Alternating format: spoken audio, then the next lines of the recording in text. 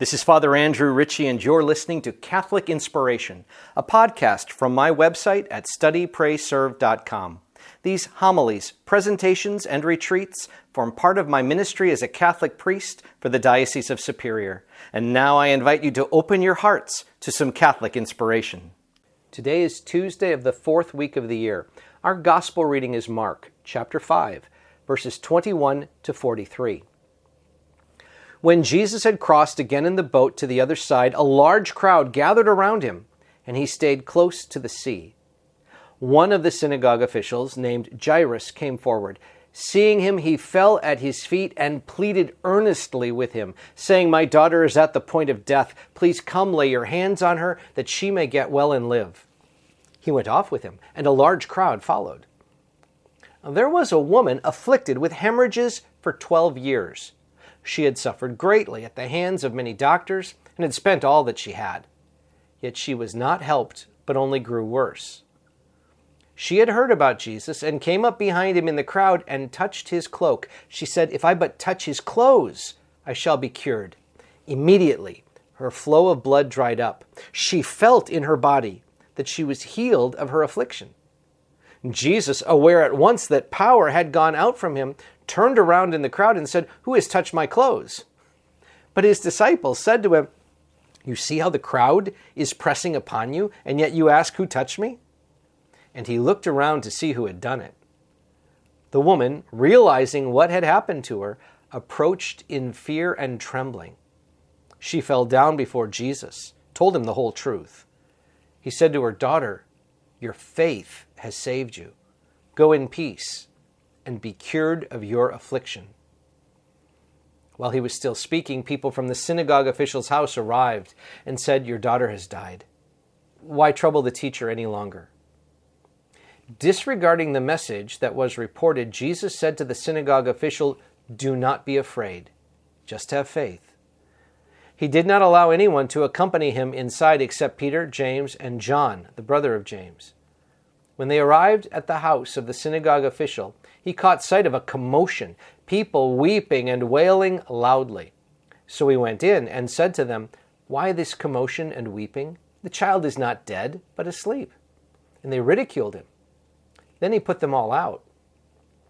He took along the child's father and mother and those who were with him and entered the room where the child was. He took the child by the hand and said to her, "Talitha cum," which means, "Little girl, I say to you, arise." The girl, a child of 12, arose immediately and walked around. At that they were utterly astounded. He gave strict orders that no one should know this and said that she should be given something to eat.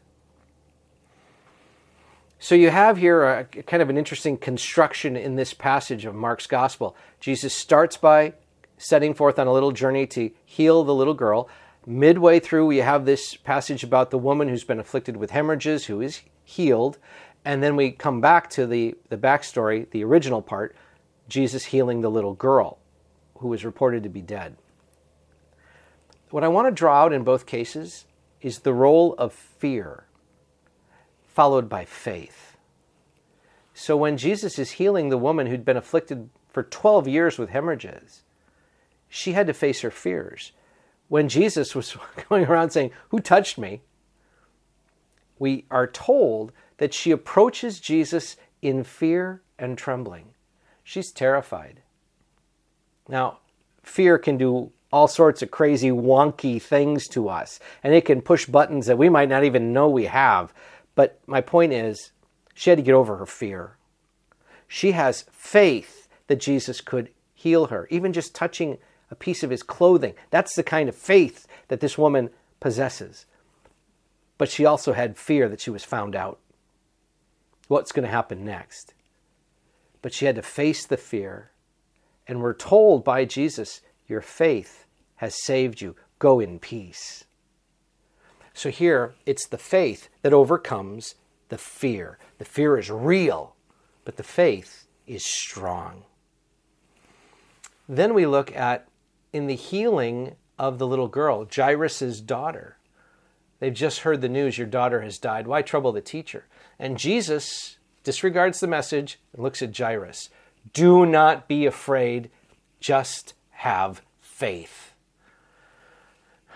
Now, you can only imagine what that's going to be like. They've just given the news. I'm going to believe that you can do even this. Not just heal my sick daughter. You're going to restore her life.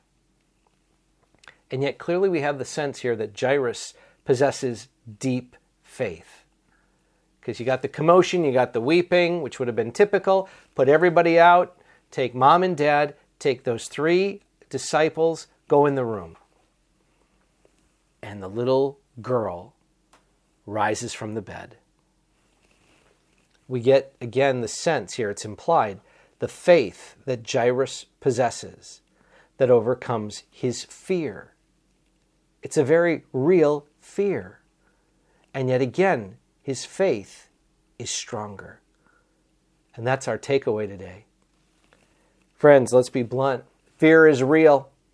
Fear is out there. Fear is uniquely tailored to our own unique character and the experiences of our lives. And what one person's afraid of, someone else might not even notice. But we all have fears. And trust me, Satan knows all of them. And he's going to put them up one after another to try to pull and drive and steer and manipulate us into all sorts of directions we don't want to go. But he's going to play on our fears. And this is why it's our faith in Christ that will give us the strength to face the fear.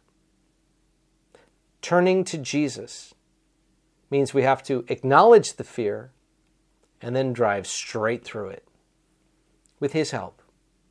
Drive right into it and recognize that while the fear is real, the Lord's grace is so much greater. So if we're going to make this real, you know what's going to happen, right? What are we afraid of today?